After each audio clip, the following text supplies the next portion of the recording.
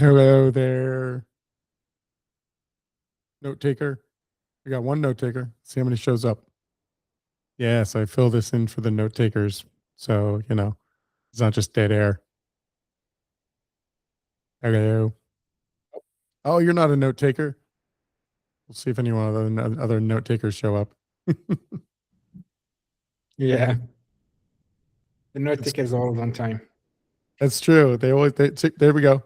They always show up and you're just like, really? I try to put like words and all in front of it. So when somebody does the summary, it's just like you just brought in a note taker not to show up at the meeting, and now you have a bunch of like summary that isn't helpful. Yeah. So anyway, got to make the AI a little bit uncomfortable. Yeah. Let's see.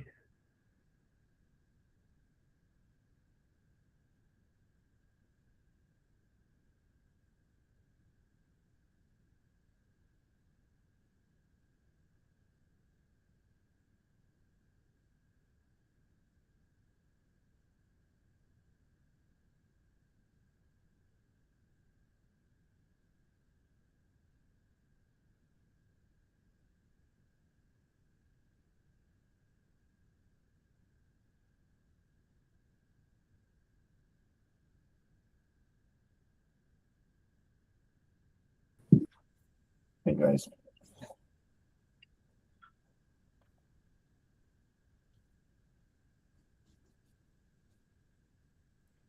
guys can hear me, right? Yep. Right. How you doing? Yep. Just a different setup today. Thank you. JJ, you're covering for a beat today, right? Yes, sir. Okay.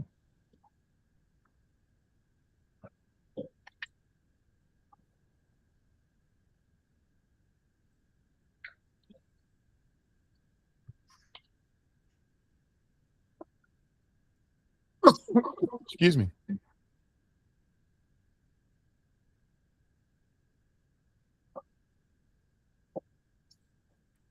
Oh no, did I just cough into the mic? Am I on the wrong mic? I'm sorry. JJ. Everyone, we're just waiting for folks to come in, and we're gonna start.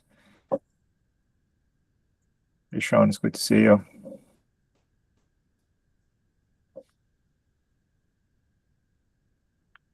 Okay, let me share my screen. So we start in a bit. Okay. All right, when we hit 20 folks here, we'll start.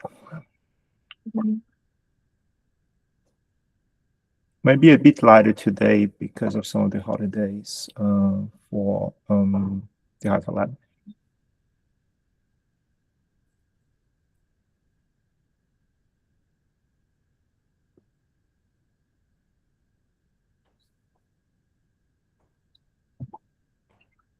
Okay, 30 more seconds and we start.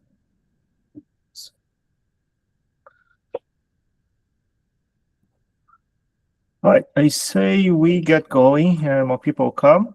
So Pete, not Pete, I'm sorry, JJ, do you want to get us started, please?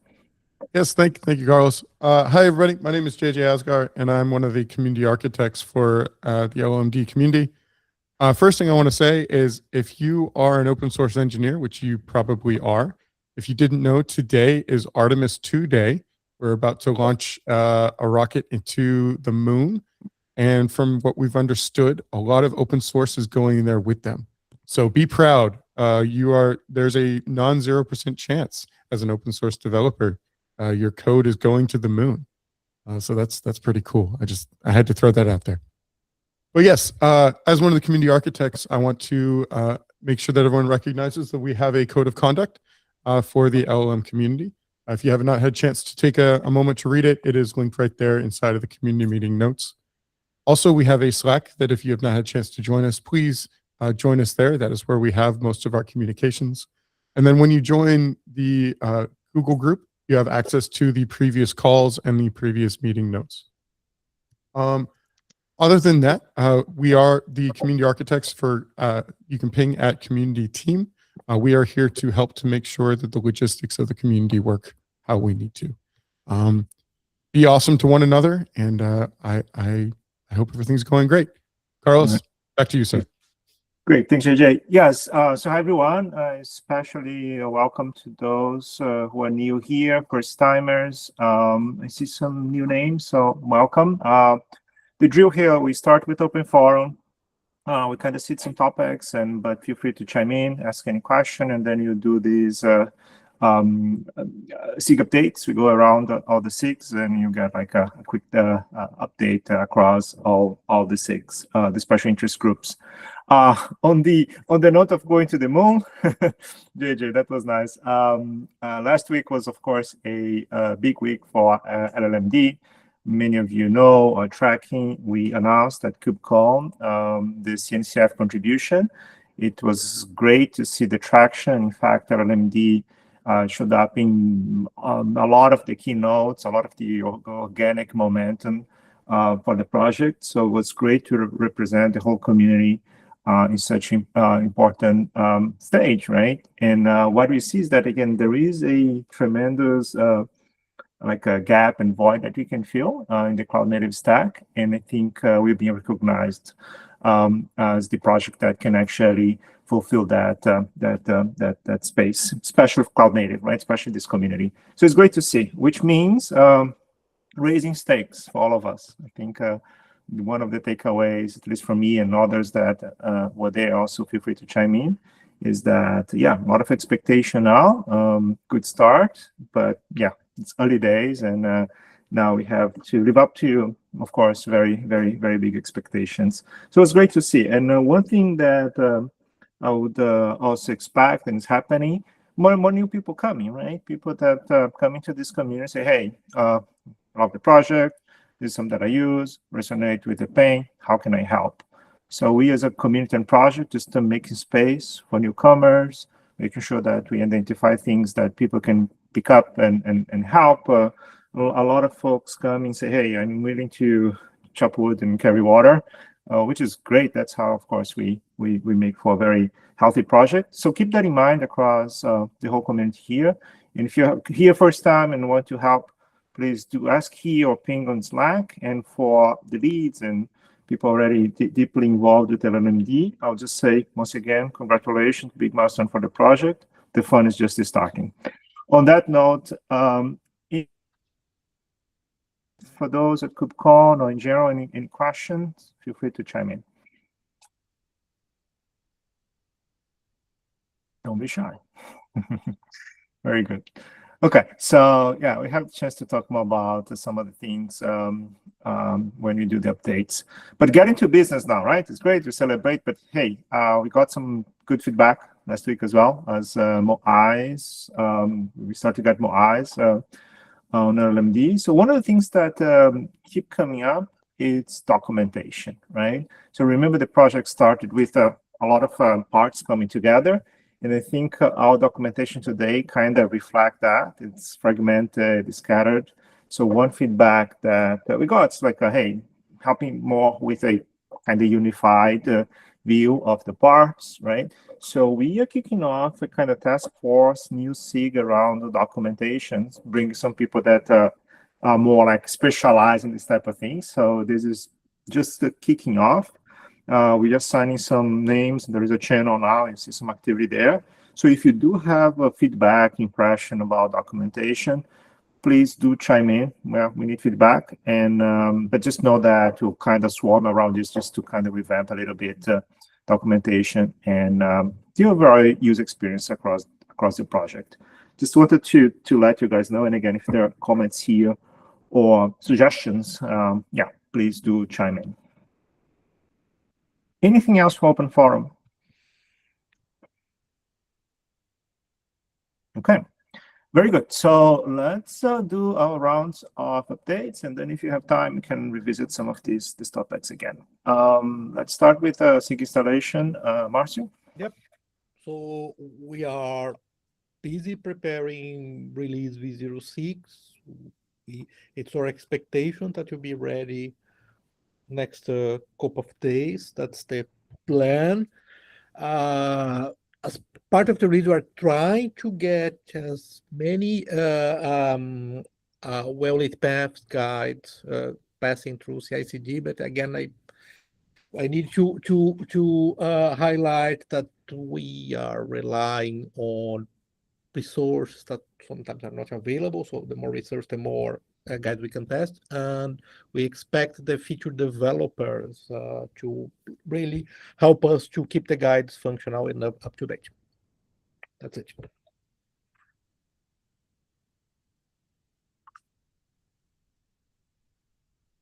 Muted. Sorry, unstable connection. Yes. Any question or comments from us?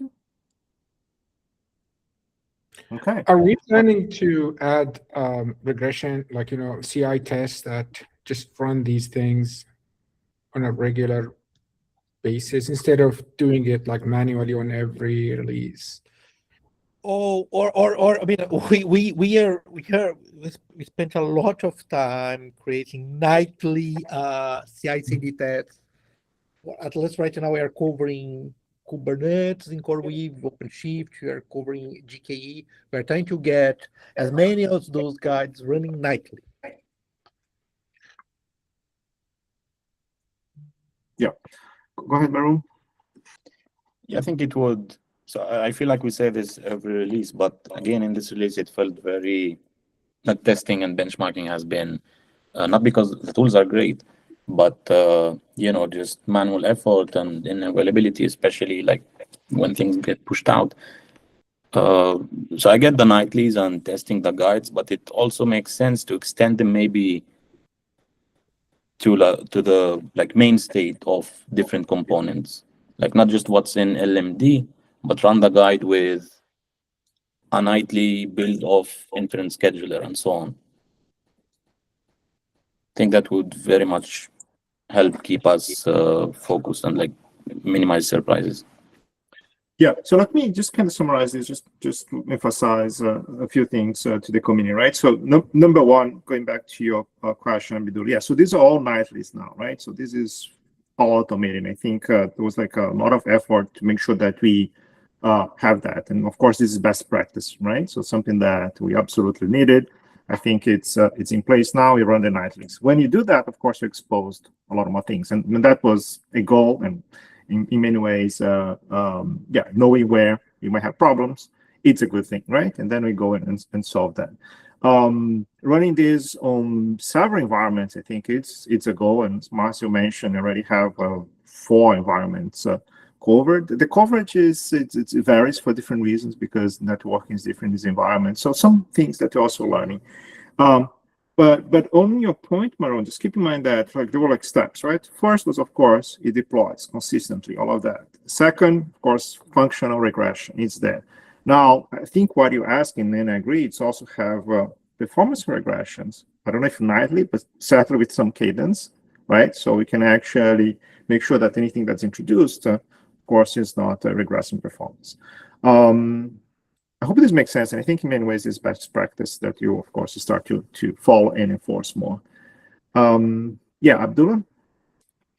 I'm wondering if we can make this like, blocker on PR merges. Like, I'm hoping that at some point, like, for example, even if it's a change in VLM, right? Like, it has to be something that we've done in our project. For example, you're pointing to a new VLM version or a new build, and that new build change should be submitted as a PR, and then that will trigger, running the test, at least on one provider, make sure that things working correctly, and it would be a merge blocker. I know that this is the dream North Star, where we need not sure we'll have the capacity to do that depending on the PR volume as well.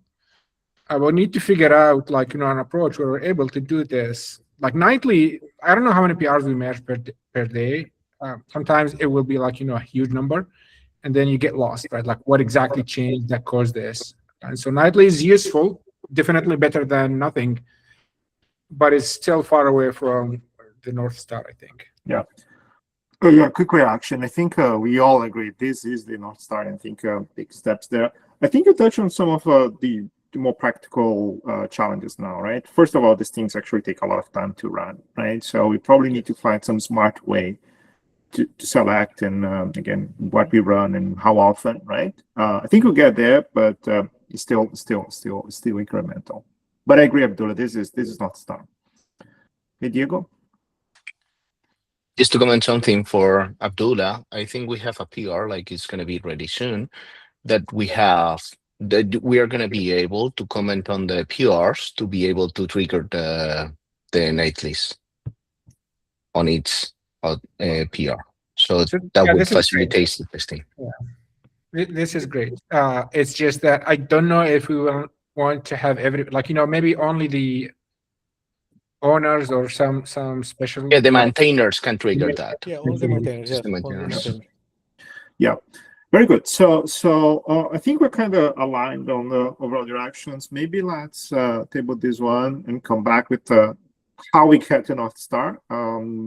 Yeah, like we said, like maybe just like selection from the maintainers. That's what we first do, and then with time, maybe find better ways to just increase the coverage. But I'm happy that again, I mean, we take this step, so this is important. I think we made progress with testing.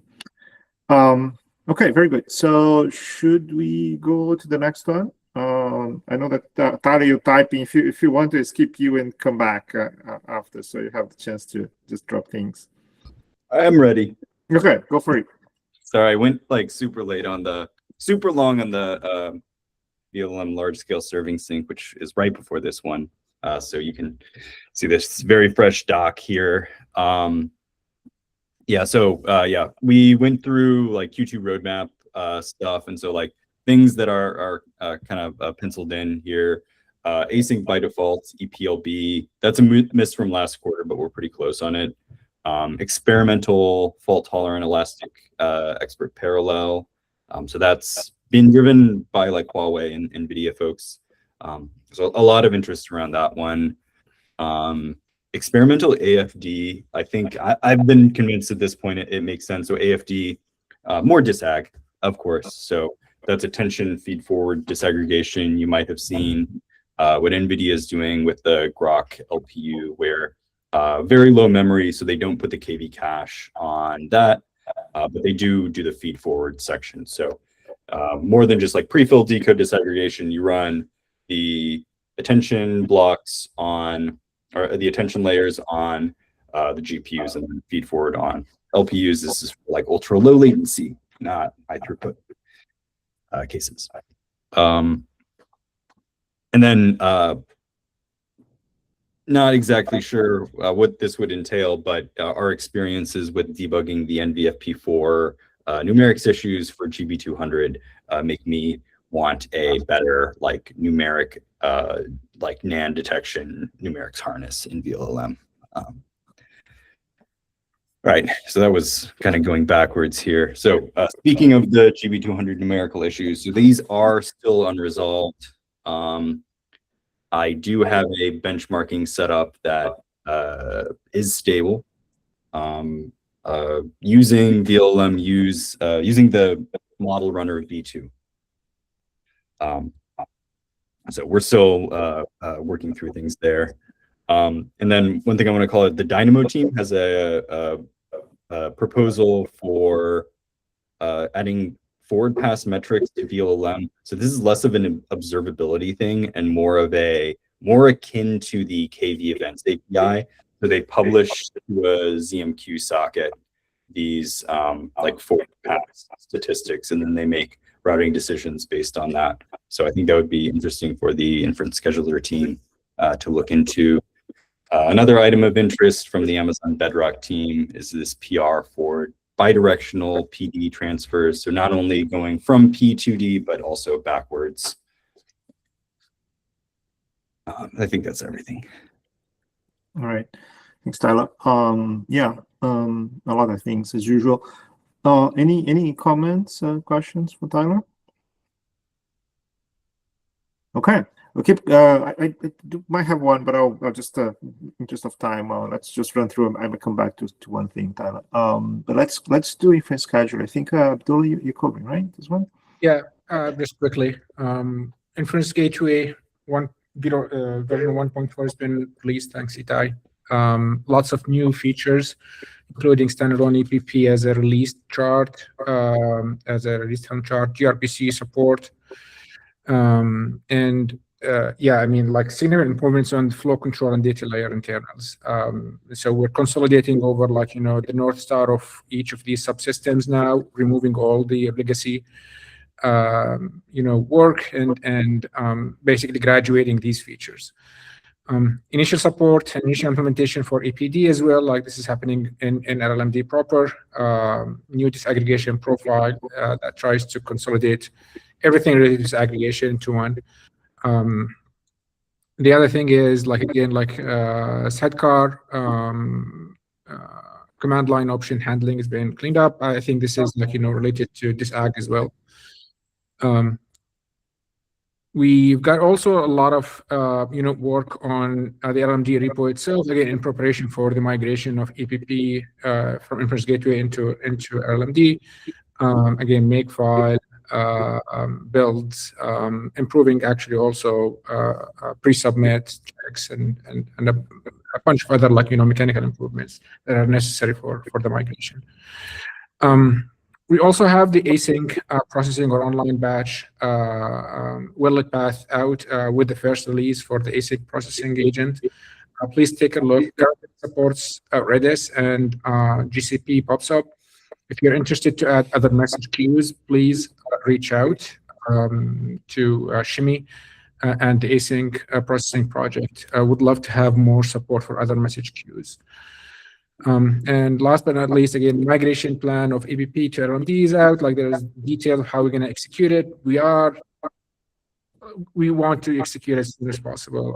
Again, like Itai and Kellen are the POCs on this. All right. Thanks, Abdullah. Yeah, great to see, of course, migration of EPP. It's a big thing. I know that a lot of moving parts. So thanks to the whole team involved, and great to see this moving. Questions, comments for Abdullah? All right. Maroon, KV disaggregation. Yeah, so 0.7 was cut, the release that will be used for the 0.6 llm-d release. Again, a big community effort. Lots of thanks to all the contributors. I'll highlight some of the key items. SGLang support landed through multi-engine KV event support. Multimodal prefix cache or precise prefix cache over routing, but also enabling or to enable the approximate one has landed. Tokenization is now in the scheduler in a service that uses and utilizes VLM's new sort of disaggregated front-end module. So VLM takes care of all the user input processing and spits out tokens and all the necessary features. Again, this was a huge effort, both in VLM and llm-d, landed very neatly. So it's in the scheduler, and it helps us move towards tokens in general in the scheduler. Speculative indexing or approximate indexing mode in the precise prefix cache scorer towards the merge or the unification of the two shows effective performance boosts, especially on benchmarks that start heavily. And that makes sense since, you know, KV events take time to make it, so you can utilize that information. The goal here is to get to a state where we have wins of both modes and the user doesn't have or does not have to think or touch configurations as much as possible. GPU direct storage has landed in the file system connector in llm-d. There was also a thread pool priority fix in which performance or starvation was, or one form of starvation was fixed. And generally performance and general code enhancements, testing, better memory management was stacked up. Many PRs contributed throughout the last month. I think we reached 50 to 60% memory use reduction on the standard benchmarks we're running. I think that's it. So again, shout out to all the contributors. Their names are here. Looking forward to another community effort for the coming release. Thanks, Mauro, and thanks for, listing all the folks involved. Is again great just to see how many people are getting, coming in and be able to help. So thank you to everyone listed here. Any question or comments from the room? Let's go to our scaling, Abhishek. I hope you can hear me. Release v0.6 release candidate 3 was released, I think yesterday. And just to highlight, here we have multiple analyzers. So there is saturation V2, there is SLO-based analyzer that tries to improve SLO of the system. And post that, there are a few fixes to the E2Es and to Helm charts, also as part of that release. So beyond v0.6, we are making progress on automation and scenarios for WVA. So the automation here is really a ChatOps framework, which enables you to run benchmark when you do algorithmic changes inside WVA, right? So that's the automation part, and the scenarios is something that we are creating, or we are gathering use cases from the community to run a typical traffic distribution through WVA, such that we get lower cost, optimized throughput, so on and so forth. There's also a big effort in E2E simplification. So we are focusing more on determinism and E2E simplification beyond 0.6. There were well-lit path updates to the documentation that was done as part of 0.6 and also beyond. Parallelly, we are also doing some API simplification for capacity discovery and cost optimization inside WVA. So we just talked about and have concrete plans on how to move forward. Also, thanks to the new contributors from Red Hat, we also have LWS integration with WVA merged as of this morning. So making a lot of progress, and yeah, that's it. Thanks, Abhishek. Question, comments? All right, let's try to get to the other topics. Benchmarking, Matthew? Yeah. So we had that promised a significant code refactor. Basically, it was written almost from scratch, now fully Pythonized, the pip installable. One of the main items there is we have now a very robust, debuggable, user-friendly, self-documenting, really interesting installer / deployer there. I urge and ask everybody to take a look and give us feedback and bug fixes. Eventually, we intend to propose that as an llm-d installer, a standalone installer. That's basically it. There's one more item from Sean, I believe. So we have this idea of having a new llm-d benchmark store. This is part of the llm-d Prism project. Sean, you want to comment a little bit? Sure. Yeah, just briefly, I think we're trying to transition from the benchmarks being stored in Google Drive to a more structured form inside of a GCS bucket. We're doing a POC that we hope to land in the next couple of weeks to explore some of that.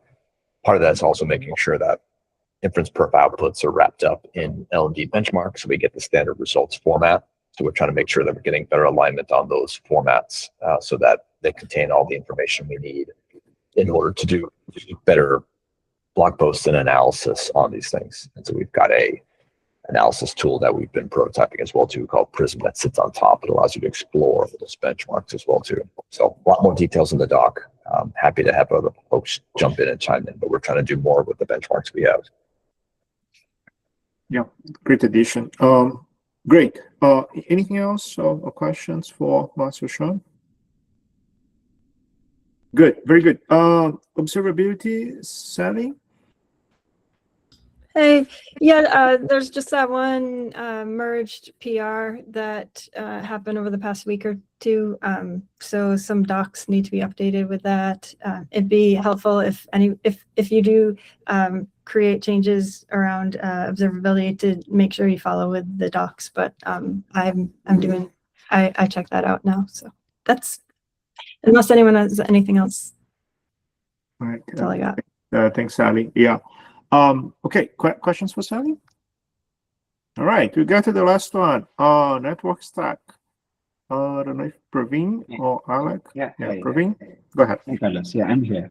Yeah, so on the networking side, there is the llm-d networking blog that we're working on. So I put together a smoke test setup for verification of the networking setup. So this is right now in the llm-d PD utils repo, where there are a lot of instructions mentioned.